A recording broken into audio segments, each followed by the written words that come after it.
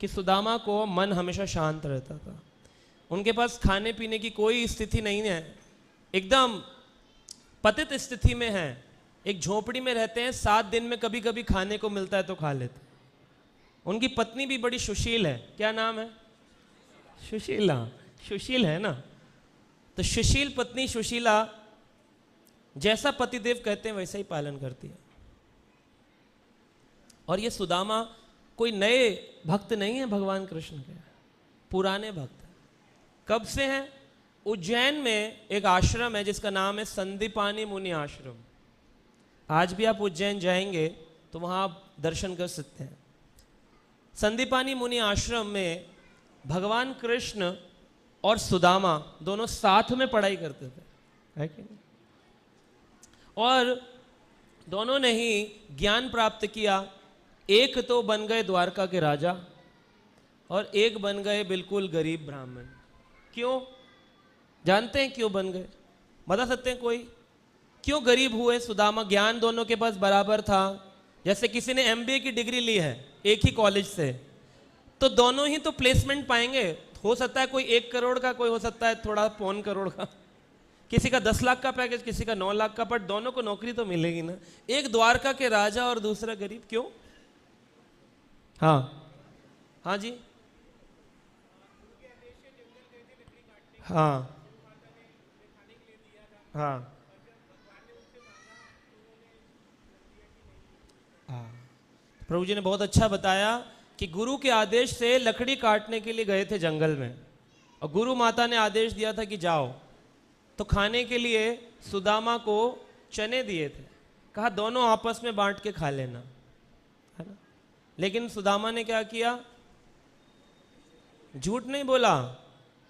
जब बारिश तेज हो गई तो ऐसी अवस्था में भूख लग रही थी, तो उन्होंने कहा कैसे खाऊं? ऊपर भगवान श्री कृष्ण कहते सुदामा कुछ लाए हो? तो वो खा रहे थे, ऊपर कैसे थे, ठंड बहुत थी, तो ऐसी स्थिति में खुद ही खाने लगे। जबकि गुरु माता ने क्या क्या था? दोनों बांट करके खा ले। तो भगवान कृष्ण का हिस्सा खाया कि नहीं खाया? उसी का हिस्से के कारण कई वर्षों तक उनके पास में वो धन नहीं आया। आप सोचो हमारे घर में आज जो कुछ भी है वो किसका दिया हुआ है, और अगर हम उसे बिना भोग लगाए खाते हैं, अगर हम उस कपड़े को बिना भगवान को चढ़ाए पहनते हैं, उस जीवन को भगवान का नाम लिए बिगड़ गुजारते हैं, तो सही मायने में हम क्या कर रहे हैं? हम भी सुदामा की तरह भगवान के हिस्से को खा रहे हैं, और उसी के कारण हमारे जीवन में फिर दुख भी आएगा। तो ये आश्रम, दोनों ने ही आश्रम स्वीकार किया। और देखो कि जीवन में जितने भी नियम सिखाए जाते हैं, भक्ति के नियम, गृहस्थ आश्रम के नियम, दोनों ही गृहस्थ आश्रम में थे। ये जितने भी नियम हैं, तो आश्रम में जाना बहुत ज़रूरी है। पहले ब्रह्मचारी आश्रम में जाओ और फिर गृहस्थ आश्रम में जाओ। अधिकतर लोग क्या बोलते हैं? मंदिर नहीं आते आप प्रभु जी? बोले जी हम तो गृहस्थ आश्रम में है ना प्रभु जी, इसलिए हमें टाइम नहीं मिलता है, फंसे हुए हैं। सच्चाई ये है, आप गृहस्थ आश्रम में नहीं है। आप कहेंगे ऐसे कैसे? पत्नी है हमारे पास, बच्चे हैं, तो ये तो सर्टिफिकेट है कि हम गृहस्थ आश्रम में। आश्रम उसको कहते हैं जिस आश्रम में भगवान का कीर्तन होता हो। कभी आप जाओ वृंदावन, तो कहाँ रुके हैं? बोले जी आश्रम में रुके हैं। तो आश्रम कौन सा स्थान होता है?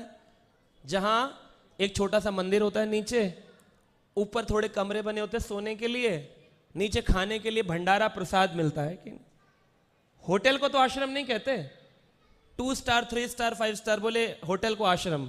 होटल वाला बोलेगा भाई साहब रहना रहो, हमारे होटल की बुराई क्यों करते हो? आश्रम का मतलब है वो स्थान जहां पर आराम को श्रम मिल जाए, श्रम को आराम मिल जाए, मेहनत को आराम। तो 2 दिन के लिए हरिद्वार आश्रम में, वृंदावन आश्रम में, जगन्नाथपुरी आश्रम में रुकते। आश्रम जो किसी साधुओं के द्वारा बनाया जाता है, मंदिर में कीर्तन होता है, नीचे खाने के लिए प्रसाद मिलता है। तो हम जहां रहते हैं उस आश्रम को क्या कहते हैं? गृहस्थ। तो क्या होना चाहिए उस आश्रम में? कीर्तन होना चाहिए और प्रसाद और कथा होनी चाहिए और साधु होने चाहिए और हाँ जी मंदिर होना चाहिए छोटा सा। घर में एक छोटा सा मंदिर हो, कीर्तन होता हो, खाने में लोग खाना ना खाते हो, खा ना, क्या खाते हैं? प्रसाद। तो वो गृहस्थ आश्रम है। अगर किसी के घर मंदिर नहीं है, कीर्तन नहीं होता, घर में आवाजें आती हैं, तूने ऐसा कैसे कर दिया, तूने वैसा कैसे कर दिया, ऐसी आवाजें आ रही हैं अगर उस घर से, तो फिर वो घर नहीं है। तो वो घर अगर नहीं है तो वो गृहस्थ आश्रम कैसे हुआ? वो तो ग्रह मेधी है। ग्रह मेधी, मेधी मतलब बुद्धि है ना, मेधसा बोलते हैं भगवान। कई श्लोकों में मेधसा शब्द का प्रयोग किया। मेधा मतलब बुद्धिशाली। जो स्कूल में छात्र मेधावी छात्र होते हैं, वो डिस्टिंक्शन 75% से ऊपर जिनका नंबर, मेधावी छात्र। तो मेधा मतलब जिनकी बुद्धि, ग्रह मेधी मतलब जिनकी बुद्धि ग्रहशु कार्यों में ही लगी हुई है, कि पत्नी के लिए साड़ी लेके आनी है, बच्चों के लिए गाड़ी लेके आनी है, आज बच्चों को आइसक्रीम खिलाने ले जाना है, आज उनको झूला झूलाने ले जाना है, आज उनको पीवीआर ले जाना है, आज उनके स्कूल की फीस भरनी है, आज कॉलेज की फीस भरनी है, आज बच्चों का ये, आज ये और वो, ऐसे। प्रभु जी मंदिर के लिए टाइम नहीं। तो ये आदमी गृहस्थ आश्रम में नहीं, कहाँ है? ग्रह मेधी। और प्रहलाद महाराज कहते हैं ग्रह मेधी अंधकूपम। ग्रह मेधी जीवन कैसा है? अंधे कुएं के समान। एक कुआं है, उसके ऊपर घास लगी हुई है, पैर रखा डप से अंदर, और अंदर कौन होता है? पानी नहीं होता है, जानवर होते हैं, सर्प आदि बिच्छू होते हैं, काट लेते हैं आदमी। तो हमें लग तो रहा है साधारण जमीन है गृहस्थ जीवन, लेकिन गृहस्थ ग्रह मेदी है कि आश्रम है, ये चुनाव हमारे हाथ में। आदमी बोलता है अरे प्रभु जी इतने नियम लगा दिए, सुबह उठो, घर में आरती करो, भोग लगाओ, ऑफिस भी जाना है, फिर भोग प्रसाद ही खाना है, इतना सब तो नहीं हो सकता है।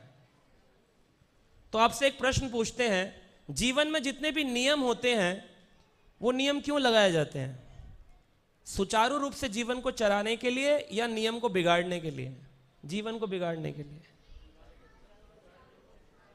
इसका उदाहरण जानते हैं कोई, जिसमें नियम से सब चीजें डिसिप्लिन में चलती हों?